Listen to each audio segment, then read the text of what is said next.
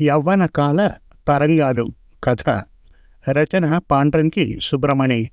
కథాపఠనం మల్లవరపు సీతారాం కుమార్.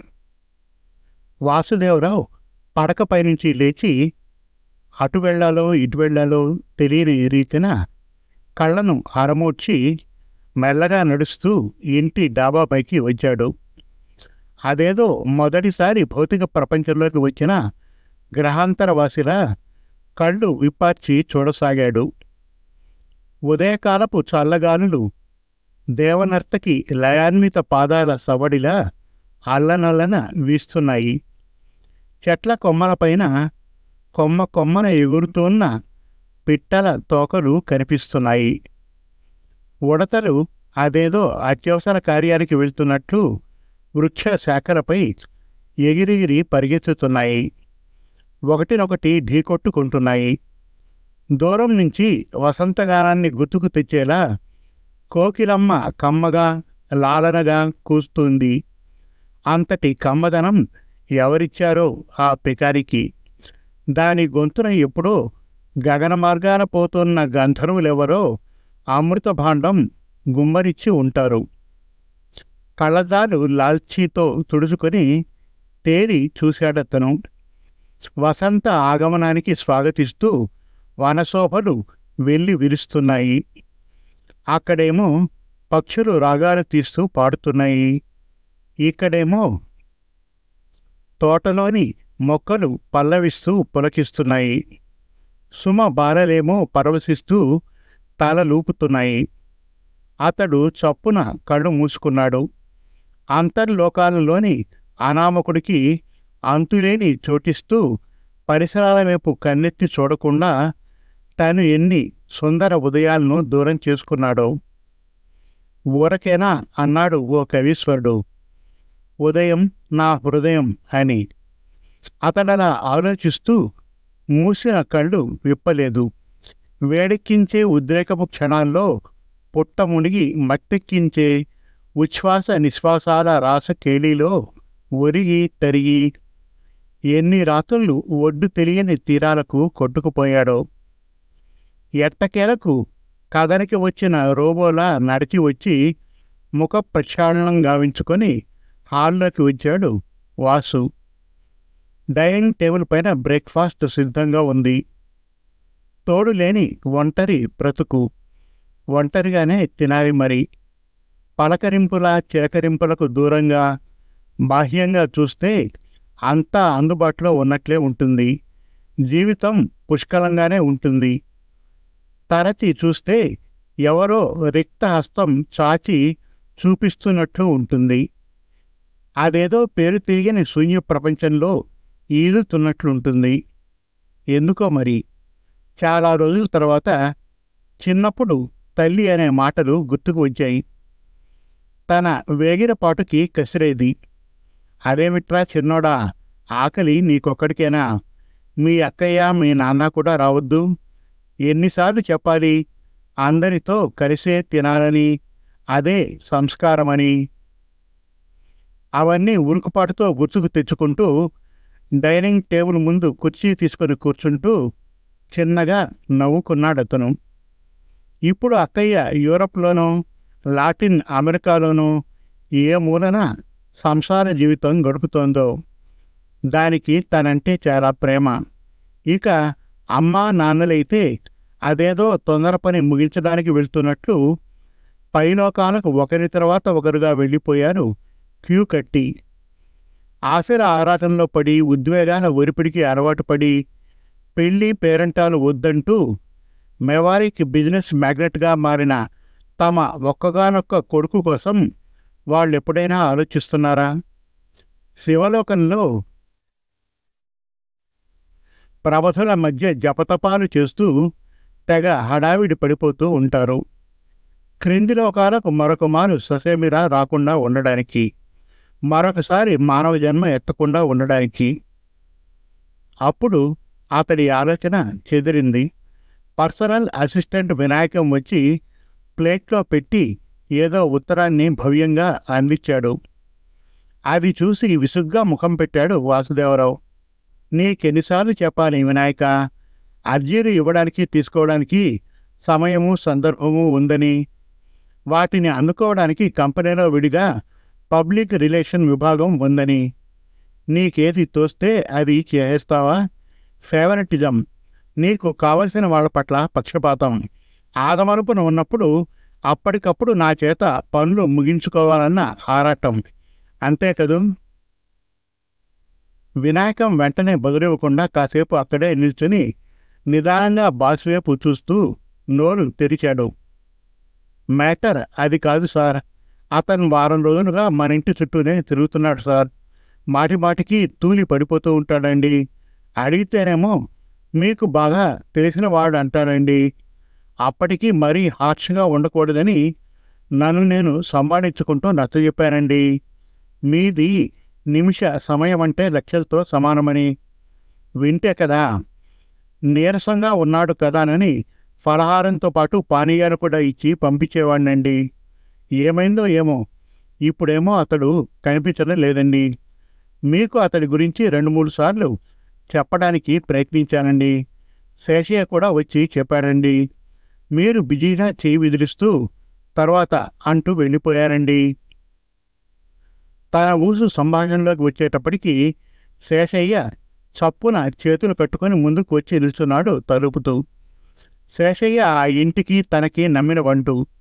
వాసు మరేమీ అనకుండా టిఫిన్ చేయడం ముగించి సిల్వర్ కప్పులో టీ తాగడం పూర్తి చేసి పక్కన ప్లేట్లో పడున్న ఉత్తరాన్ని అందుకున్నాడు.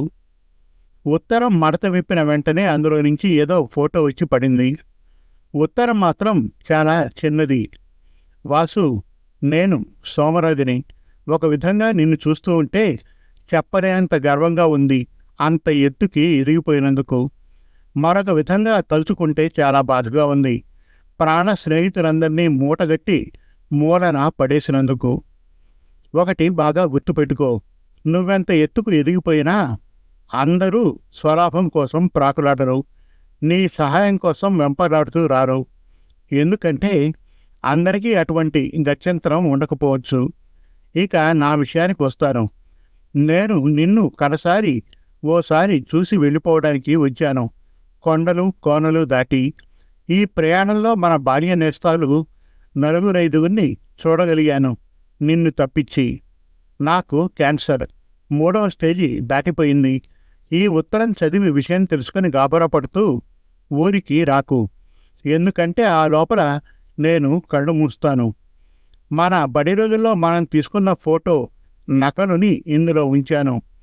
మన సున్నితమైన గతాన్ని చింపేసినట్లు దీన్ని చింపేయకు, జ్ఞాపకం తెచ్చుకునేందుకు ప్రయత్నించు. అదృష్టవశాత్తు గుర్తుకి వస్తానేమో. ఇట్లు నీ గతకాలపు మిత్రుడు. చదివిన ఉత్తరాన్ని మడతపెట్టి క్రింద పడున్న ఫోటోని తీసుకుని చూశాడు వాసు. అందులోని సోమరాజుని గుర్తుపట్టాడు.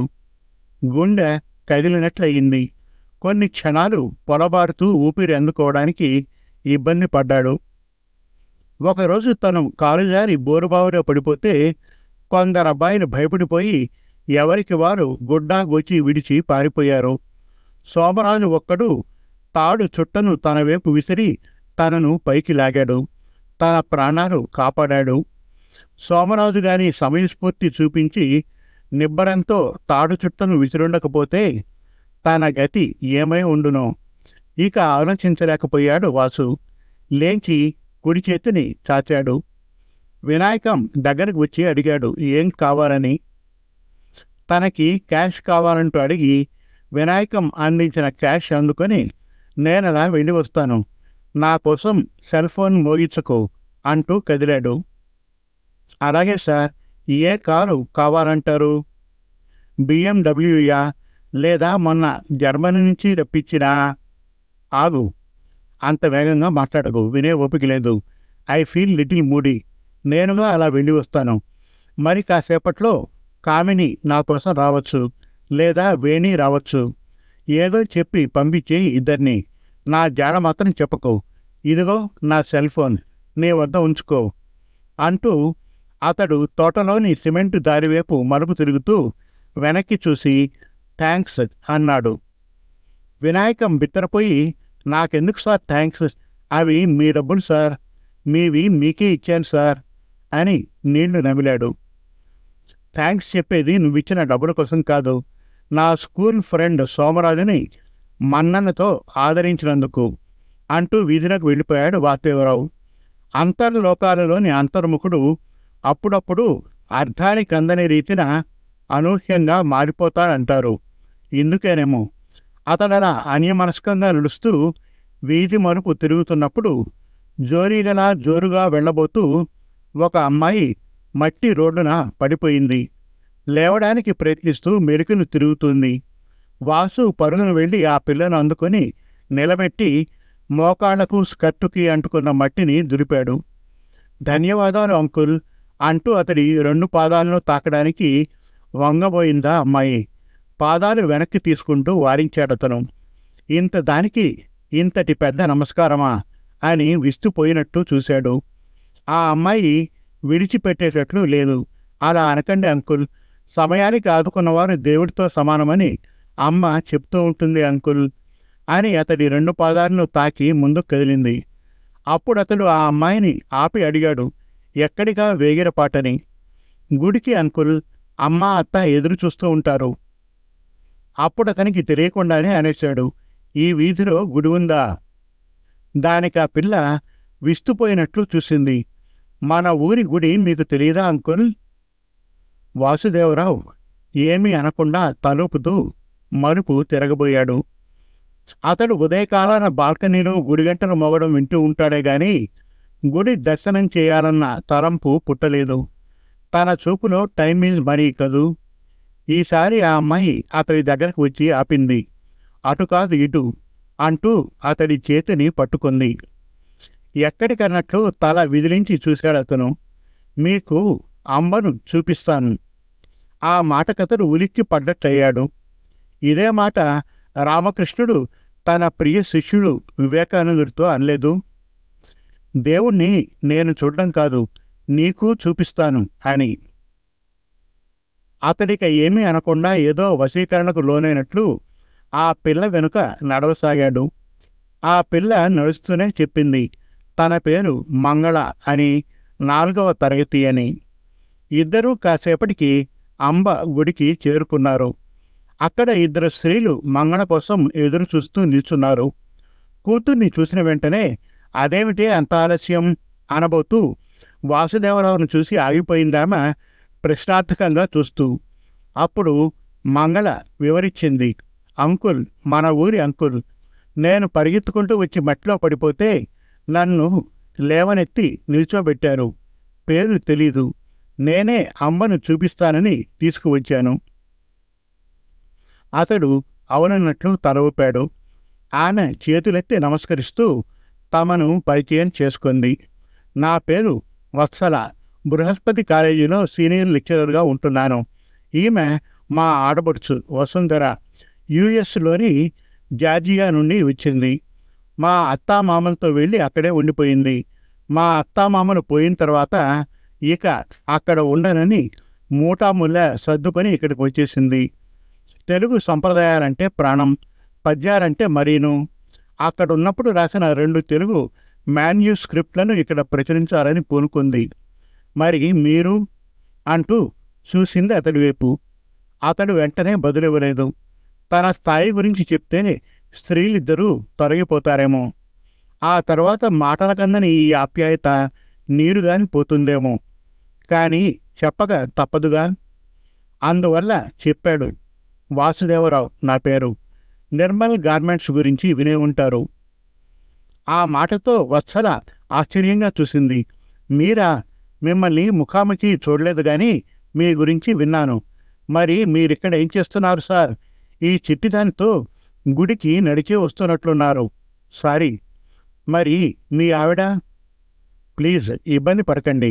నన్ను మీ అమ్మాయి పేదరాశి పెద్దమ్మన నడిపించుకురావడం చాలా సంతోషంగా ఉంది. ఇక నా గురించి అంటారా? నాకు పెళ్లి కాలేదు. ఎందుకు అని అడగండి. అదంతే, బిజినెస్ లైఫ్, ఆక్రోశపూర్వకమైన లైఫ్ లైన్. మా అమ్మా నాన్నలు బతుకుంటే ఎప్పుడూ అయిపోను. అక్కయ్య ఉంది. ఆమె యూరప్లో ఎప్పుడు ఎక్కడ ఉంటుందో చెప్పడం కష్టం. మైనింగ్ వ్యాపారవేత్త అయిన భర్తతో తెగ బిజీగా ఉంటుంది. నేనుగా ఫోన్ చేసినా లైన్లోకి రాదు. ఇక నేను వెళ్తాను అని వెనుదిరగబోయాడు. అప్పుడు వత్సల ఆపింది. ఎక్కడికి? అమ్మకు మహా నైవేద్యం ఇవ్వబోతున్నారు. ఇంతకు ముందే రుద్ర యాగం జరిపారు. స్వర్ణ పుష్పార్చన చేశారు. మాతో రండి, దైవ దర్శనం చేసుకుని వెళ్దురుగాని. మా పాప మిమ్మల్ని అందుకేగా ఇక్కడికి తీసుకొచ్చింది. అతడేమీ అనకుండా చెప్పుల్ని దూరంగా పెట్టి వచ్చి కుళాయి దగ్గర కాళ్ళు చేతులు కడుక్కొని కాసిన్ని నీళ్లను తలపైన చల్లుకొని వాళ్లను అనుసరించాడు ఆలయ ప్రాంగణంలోకి. పూజా పునస్కారాలు, మంగళ మంత్రోచ్చారణలు పూర్తయిన తర్వాత, మరి నేను వెళ్ళొస్తాను వత్సల గారు. నేను నడిచి రావడం వల్లే కదా మీ స్నేహ భాగ్యం, మీ పాప ప్రేమ భాగ్యం లభించింది అన్నాడు వాసు కదలబోతూ. మీ ఆలోచన బాగానే ఉంది వాసుగారు. ఈరోజు మాత్రం మా కారులో మా ఇంటికి వచ్చి వెళ్ళండి. రేపటి నుంచి మీరు ఎంత దూరం నడిచి వెళ్ళాలనుకుంటున్నారో అంత దూరము నడవండి. వాసుదేవరావు నవ్వుతూ తలపి గుడి బయటికి వచ్చాడు. అక్కడ అతడి కోసం డ్రైవర్తో ఎదురుచూస్తూ కనిపించాడు వినాయకం. అంటే వద్దన్న తర్వాత కూడా తన్నే అనుసరిస్తూ వస్తున్నారన్నమాట తన కంపెనీ బంట్లు. ఇదంతా ఆ వినాయకం ముందస్తుగా పన్నుతూ ఉన్న స్ట్రాటజీ. నిల్చున్నవాడు నిల్చున్నట్లుగానే ఎవరూ గమనించకుండా డ్రైవర్కి సంజ్ఞ చేశాడు తను తర్వాత వస్తున్నాడని, ఇక అతడు వెళ్ళిపోవచ్చని. ఆనాటి మధ్యాహ్న భోజనం వత్సల వాళ్ళ ఇంట్లోనే చేసి భార్యాభర్తలిద్దరికీ పుష్కలంగా ధన్యవాదాలు చెప్పి ఇక తనకు కారు అవసరం లేదంటూ బయటకు నడిచాడు వాసు. అప్పుడు వత్సల భర్త ప్రొఫెసర్ మేఘనాథ్ అతడితో పాటు నడుస్తూ, ఒక్క క్షణం ఆగుతారా మిస్టర్ వాసు? అతడు ఆగాడు. ఆప్యాయంగా మేఘనాథ్ చేతుల్ని తన చేతుల్లోకి తీసుకుంటూ, చెప్పండి మేఘనాథ్ అంటూ. మేఘనాథ్ కొనసాగించాడు. మనం కలిసి భోజనాలు చేస్తున్నప్పుడు 2 మాటలు చెప్పారు మీకు తెలియకుండానే. మీ పాప కబుర్ల సందడిలో పడి చాలానే చెప్పుంటాను. వాటిలో 2 మాటలు మాత్రం ఎలా గుర్తుంటాయి చెప్పండి. నేను గుర్తు చేస్తాను, మీకోసం మీకు ఆక్షేపణ కానీ లేకపోతే. ఎంత మాట చెప్పండి ప్లీజ్. మొదటి మాట, మా ఇంట్లో భోజనం చేస్తూ ఉంటే గుడి ప్రసాదం స్వీకరించినట్లు ఉందన్నారు. తలుపాడు వాసుదేవరావు అవునన్నట్లు. రెండవ మాట, మా ఆవిడ్ని చూస్తూ యూరప్లో ఉంటున్న మీ అక్కయ్య గుర్తుకొస్తుందన్నారు. రూపంలోనూ మాట తీరులోనూ అచ్చు మీ అక్కయ్యలాగే వత్సల ఉందని చెప్పారు. ఖచ్చితంగా. మళ్ళీ అదే మాట 30 సార్లు అంటాను. I'm clear. ఇకపోతే మరొక మాట కూడా అంటాను.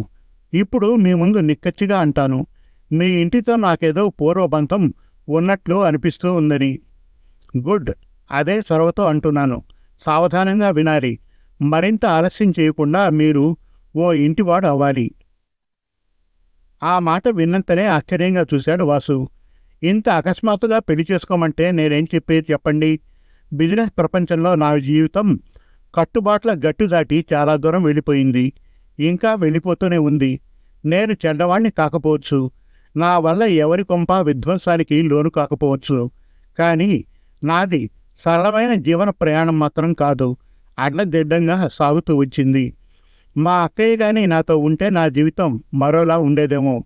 ఆకులో ఆకునై అన్నట్లు మా బావగారితో చేరి ఆమె యూరప్లో వ్యాపార ప్రపంచంలో భాగమై కనుమరుగైపోయిందిగా.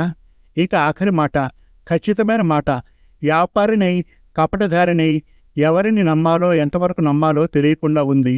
నాకు తెలిసినంతవరకు నా వ్యక్తిగత జీవితంలో trust is my biggest liability. నేనుంటున్న సోఫిస్టికేటెడ్ వలయంలో గర్ల్ ఫ్రెండ్స్ ఉంటారు, కానీ జీవితం పంచుకోవడానికి నిలకడ మనసు గల జీవన సహచరి కనిపించదు. ఇక దీనితో ఆ ఊసు మర్చిపోండి మేఘనాథ్. అప్పుడు వత్సల అక్కడికి వచ్చింది. అదెలా మర్చిపోతాం వాసుదేవరావు గారు? నన్నేమో అక్కయ్యలాగా ఉందన్నారు, మా పాప ముఖాన్నేమో మీ అమ్మలా ఉందన్నారు. అలాంటప్పుడు మీ గురించి ఆలోచించాల్సిన బాధ్యత మాకుంటుందంటారా లేదా? అప్పుడు అతడు నవ్వి ఆమె కుడి చేతిని తన చేతుల్లోకి తీసుకుని అడిగాడు. చెప్పండి, నన్నేం చేయమంటారు? సెలవివ్వండి. వెంటనే పెళ్లి చేసుకుని ఇక ఒంటరి బ్రతుక్కి టాటా చెప్పి ఓ ఇంటివాడివి అవమంటాను. భలేవారే, వెంటనే పెళ్లిపీటలపైన కూర్చోమంటే నా పక్కన కూర్చోవడానికి నా మూడ్కి సరిపడే అమ్మాయి దొరకవద్దు. అది మాకు విడిచిపెట్టేయి. పెళ్ళి జరిగిపోయినట్లే. ఇదిగో ఆ గోడనున్న ఫోటో ఫ్రేమ్ చూడు. అతడు తలెత్తి గోడవైపు చూసి ఆశ్చర్యంతో కనురెప్పలు అల్లార్చాడు. వసుంధర. ఆ రోజు ఉదయమే అమ్మ ఆలయ ప్రాంగణంలో చూశాడు. ఆమె తెలుగు సంప్రదాయ శతపత్ర సుందరి కవయిత్రి. అమెరికా నివాసం విడిచి తెలుగుగడ్డ వెతుక్కుంటూ వచ్చేసిన సౌజన్యవంతురాలు. ఆమె తనతో జీవితం పంచుకోవడానికి ఇష్టపడుతుందా? కలిగిన తత్తరపాటుని కళ్ళమ్మట కప్పేయడానికి ప్రయత్నిస్తూ చలన రహితుడై నిల్చున్నాడు వాసు. అప్పుడు వత్సల అడిగింది, ఇంకేమైనా చెప్పాలా? అతడు మరి కాసేపు నిశ్శబ్దంగా ఉండిపోయి అడిగాడు, మరి వసుంధర గారు అంగీకరించవద్దు? నా జీవిత నేపథ్యం గురించి తెలుసుకోవద్దు? అదంతా మీకెందుకయ్యా? మాకు విడిచిపెట్టేయి. She a woman of progressive mind. ఇక నువ్వు ఒప్పుకున్నట్లే కదూ? అతడు తలుపుతూ ఇలా అన్నాడు, అయితే మరో 3 నెలల పాటు నేను పెళ్లిపీట పైన కూర్చోలేను అక్కాయ్. ఎందుకు? బిజినెస్ టూర్ పైన ఫారెన్ వెళ్తున్నావా? మేఘనాథ్ కలగజేసుకుని అడిగాడు. కాదు, నేను ఇన్నాడుగా జారవిడుచుకున్న పాత జ్ఞాపకాల కపోతాలను వెతుక్కుంటూ వెళ్తున్నాను. నేను పుట్టి పెరిగిన ఊళ్ళోనే కాదు, చుట్టుపక్కల ఉన్న ఊళ్ళన్నిట్లోనూ చెదిరి ఉన్న నా చిన్ననాటి నేస్తాలను కలుసుకొని గతకాల జ్ఞాపకాలను కలబోసుకొని రావాలి. వాళ్లలో కొందరు ఉన్నారో లేదో తెలీదు. కొందరు చితికిపోయింటారు. ఇంకా కొందరు పొరుగుళ్లకు వలస వెళ్ళిపోయింటారు. వాళ్లను వాళ్ల కుటుంబాలను ఓసారి పరామర్శించి వస్తే గాని నేను మామూలు మనిషిగా మారలేను. నాలోకి నేను నిలకడగా చూసుకోలేను. నేను గాని ఈ పని ఇప్పటికిప్పుడు చేయకపోతే నాకు నేను మిగల్ను. సరే, అలాగే చెయ్యి. కానీ ముందు నేను చెప్పినట్లు చెయ్యి. ఇద్దరూ గుళ్ళో పెళ్లి చేసుకోండి. తర్వాత నిదానంగా సమయాన్ని బట్టి రిసెప్షన్ గట్రా ఏర్పాటు చేసుకుందాం. మ్యారేజీ రిజిస్టర్ చేద్దాం. ఈ లోపల వసుంధరను కూడా మీ బంధుమిత్రులకి ఊళ్ళో వాళ్ళందరికీ చూపించినట్లవుతుంది. పనిలో పనిగా మీ ఊరి గుడిలో మీ ఊరి పెద్దల సమక్షాన అర్చనలు నైవేద్యాలు కూడా అర్పించినట్లవుతుంది. ఇరువైపులా శుభదాయకం. ఆ మాటతో అతడి మోము విప్పారింది. మొదటిసారి అతడికి స్వంత ఇంట్లో 4 మండువాల లోగిలిలో ఉన్నట్లు ఒక సుఖభావం కలిగింది. స్వంతం ఉన్నవాళ్ల మధ్య ఉన్నట్లు ఒక మృదు భావన మనస్సు ఓరన పారాడింది. ఇక పైన జీవన సజీవ క్షణాలను వృధా పోనివ్వకూడదు. ఒంటరితనమంటే అన్నీ ఉన్నా ఏమీ లేనట్లే కదా. స్వంతము దగ్గరతనము లేని జీవితమంటే ఎడారిలో రాలి ఇంకిపోయే వర్షపు బిందువేగా.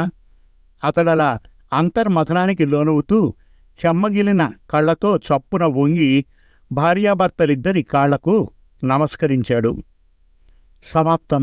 మరిన్ని చక్కటి కథల కోసం, కవితల కోసం, వెబ్ సిరీస్ కోసం మనతెనుగుకథలు.com విజిట్ చేయండి. Thank you.